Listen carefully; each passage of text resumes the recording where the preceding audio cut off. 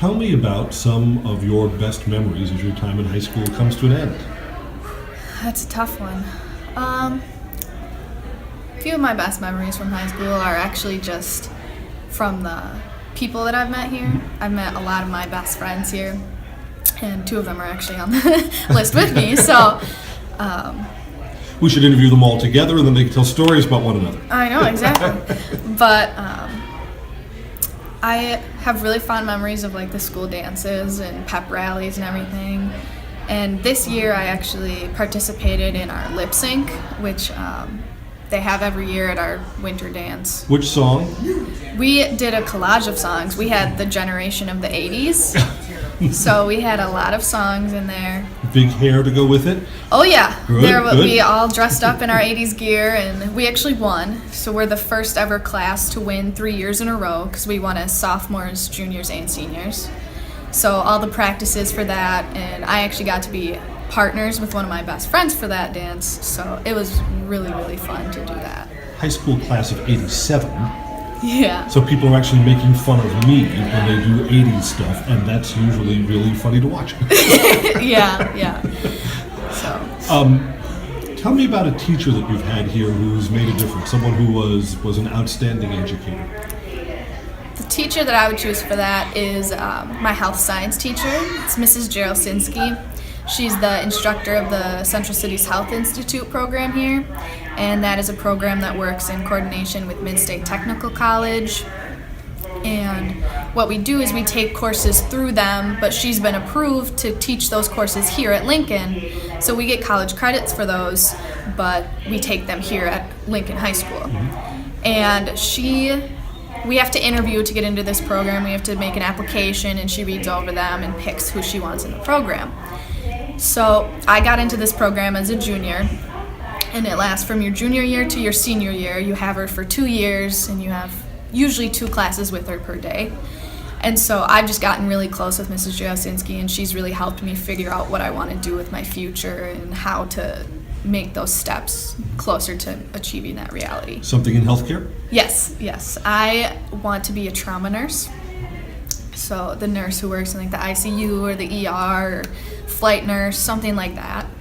So I've noticed that some of the best students take the most challenging classes also. Yes. So I mean, in the world of healthcare, you're picking one of the more challenging areas. That sounds like that's Yes. tough. Is that something because it interests you, or is that in your nature to seek out things that are challenging? Well, it is in my nature to seek out things that are challenging, but also I went through a traumatic event with trauma nurses, and just the compassion that they showed during that event to me and my entire family, it just really made me want to be like them and do what they do. And I always knew I wanted to be a nurse. I always knew I wanted to help people, but that event really showed me that trauma is what I want to be working in. Tell me about a class that you had to work extra hard in to get a good grade. Ooh. Human anatomy and physiology. Which ties into what you want to do. Yes, and it was harder for other people who took it just to fulfill their science credit, whereas I'm taking it because I'm actually very interested in the subject matter. But it's a college prep class, and it's not actually taught by Mrs. Jarosinski, but it's required for our CCHI program. And our teacher, she's a good teacher, but she also requires you to do a lot of work on your own. She hands out a lot of study guides where you have to read the book and answer them yourself. And that, I wasn't quite used to that, just because that in high school, your teachers provide a lot of presentations and like PowerPoints with a lot of definitions on them, and you don't really have to look them up yourself. So I had to put a lot of time and effort into that class and read the book and research other things by myself and learn them my own way. But she also taught us very well too. So how important is it to get to sample a career while you're still in high school? Because it seems like the health program here, you get to do some field work, you get to see people who are actually doing that as a career choice. Yep. I think it's very important, just because it's going to save you a lot of time in your future if you finally get into the program where you want to do where you think that's where you want to go into, and then you get the hands-on experience and you find out that is not what you want to do at all. It saves you time of like changing your major, changing all your classes, having to redo a semester because you didn't have the proper credits. And it saves you a lot of money with that too because of college, but it also gives you more hands-on experience, like you said, and it allows you to kind of have an advantage when you go into that field if it is what you want to do, because I have had a lot of advantages already because I actually went to a summer nursing camp as well, and we shadowed nurses for half of our days there. So that was pretty cool, and it allowed me to get a home care job after I came back from that camp, and I worked with a local couple that needed some help, so it was really cool to be able to do that. Where are you going to college after high school? I'm going to Carroll University. So it's in Waukesha, Wisconsin, right down by Milwaukee. So I knew that, but for other people, you'll have to explain where Carroll yes, College is. Yes. What do you think made that the right choice for you? Because picking the right college is kind of tricky. Yes, I actually had a really tough decision between Carroll and Waukesha and Viterbo and La Crosse. And ultimately what came down to making that decision for me was not the same distance away from your parents. Yes, exactly. And they both have beautiful campuses and really good facilities for what my program as nursing would like to do.